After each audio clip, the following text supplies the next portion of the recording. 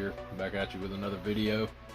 In today's episode, I'm going to be going over my completed Peterbilt 359 Rat Rod, also known as Project Nighthawk. This build is for the upcoming ACME show on November 5th in Smyrna, Georgia. It'll be there along with several of my other builds that I've already got wrapped up and finished, along with some other projects that I've got going on right now. And I really look forward to seeing everybody there and getting to hang out and chit chat and, you know, everything else we do at these big model shows. But anyways, guys, without further ado, I'm gonna get right on into the video. Alright guys, so let's get on into the video.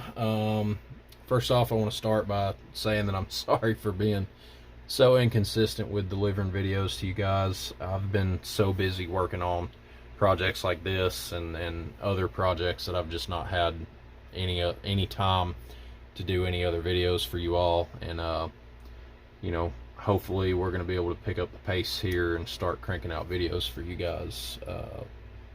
You know, starting now, we'll be able to put out more videos because the projects are starting to slow down a little bit, and that's always a good thing. So what are we looking at? So the idea that I had for this was to build just a completely murdered out rat rod of some sort with just a giant twin turbo V8. And I tossed around the idea of doing some older, you know, like 30s Fords and stuff like that, but I've done that before and I wanted to do something different. I've always been a huge 18-wheeler fan, growing up. You know, Peterbilt, Kenworth, Western Star, all awesome trucks. Notably, my favorite out of all of those being like the 359, the 379, just the cabs on those trucks. When I think of 18-wheeler and big rigs, like I see the 359 and the 379 especially are the two that I think about first. And I got to looking around, seeing if I could find, you know, some nice day cabs, and I stumbled on Jimmy Flintstone's MB237 chopped Peterbilt cab, which is what this is. I've done dealings with Jimmy Flintstone Studios in the past, and they're an awesome company to deal with. The only real thing, if you're opting to get this cab, like I said, the model number is MB237. If you're opting to get this cab for yourself, it's going to be just like any other Jimmy Flintstone product. You are going to have to go in and remove, I'm guessing it's some sort of resin flashing that's inside all of the windows and stuff like that. If you've got a Peterbilt 359 interior tub, a day cab interior tub laying around, it will go directly in this. You may have to take a Dremel and some sandpaper and go in and clean up the inside just a little bit. But other than that, this cab will work with the 359 day cab stuff. So the engine.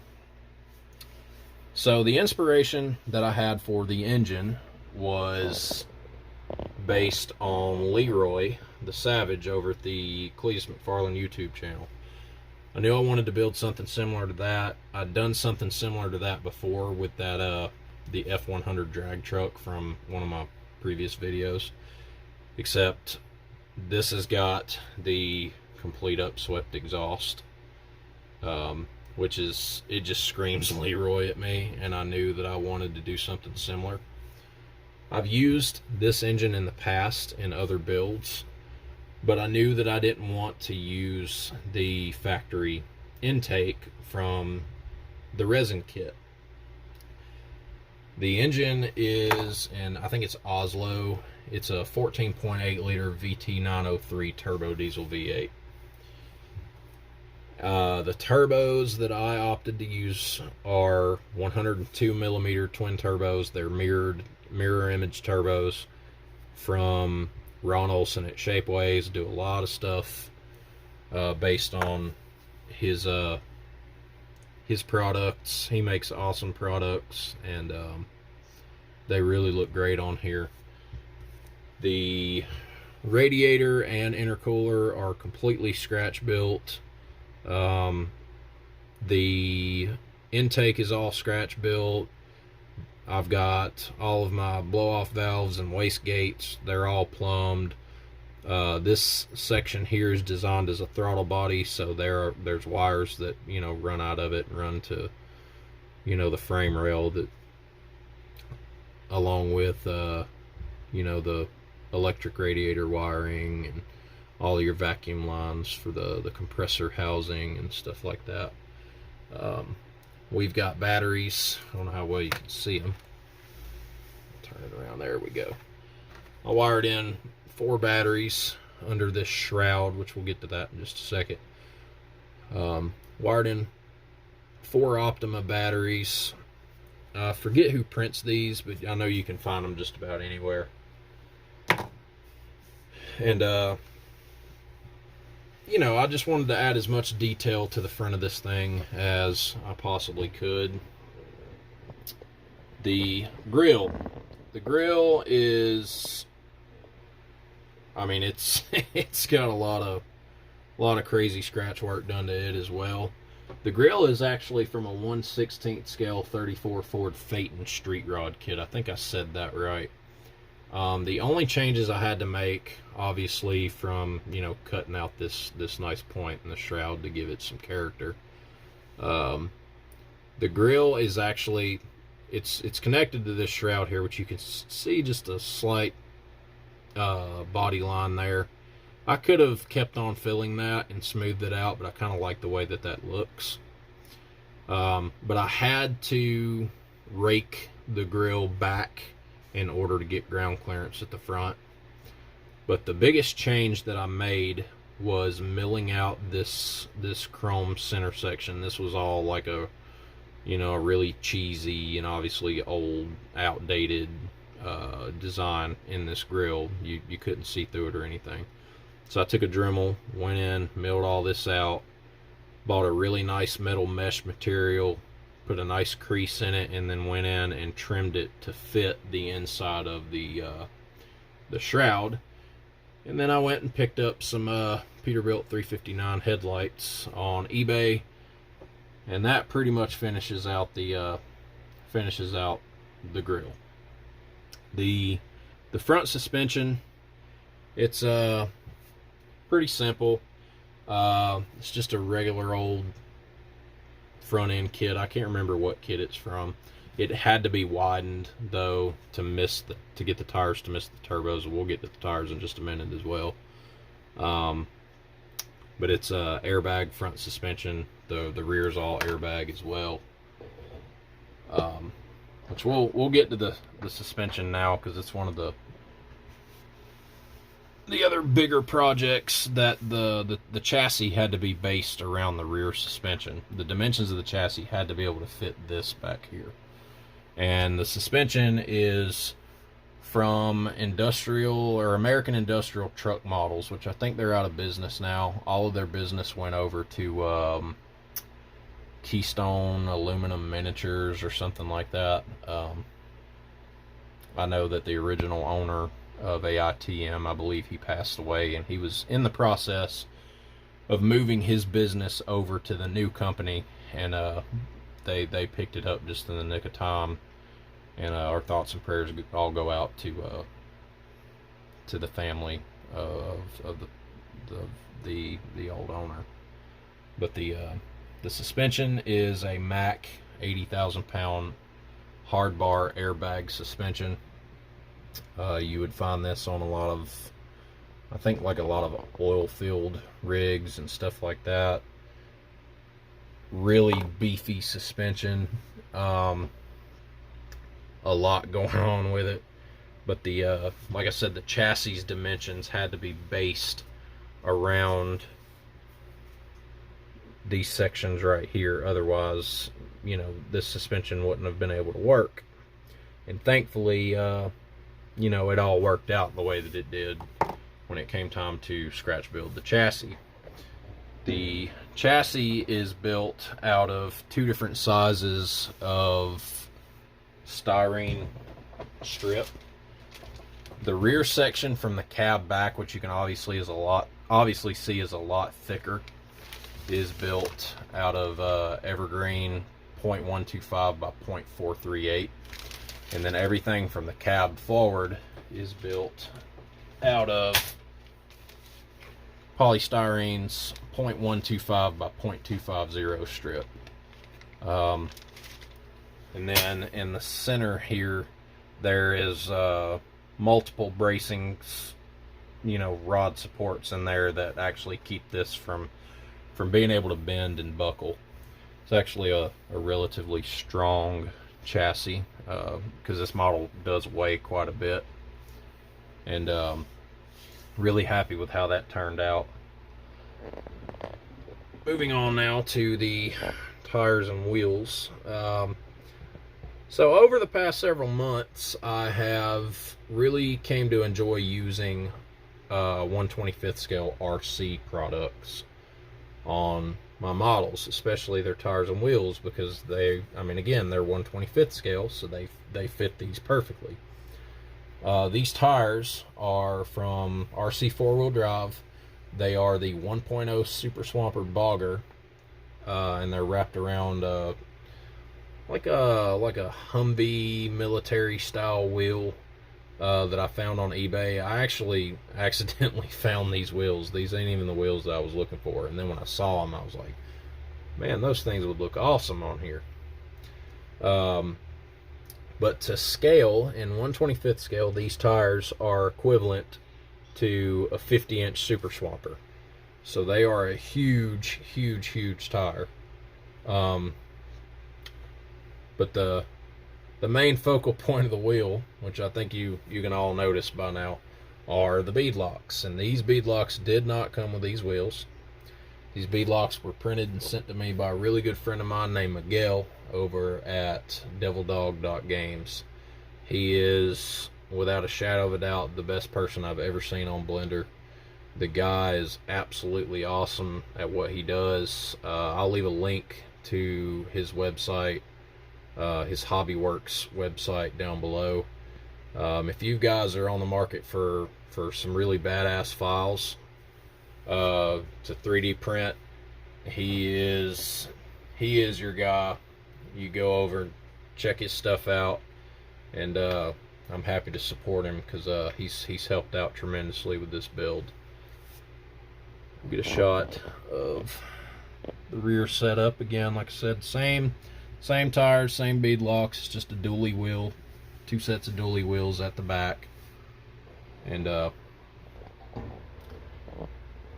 going to be it for the tires and wheels. Now, some of the other features on the truck are the fuel tank and the 5th wheel. I believe these are both from a Peterbilt 359 kit.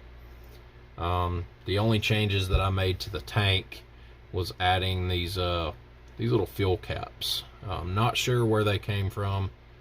I just thought that they'd look cool, and seeing as how I scratch built steps on both sides of the chassis,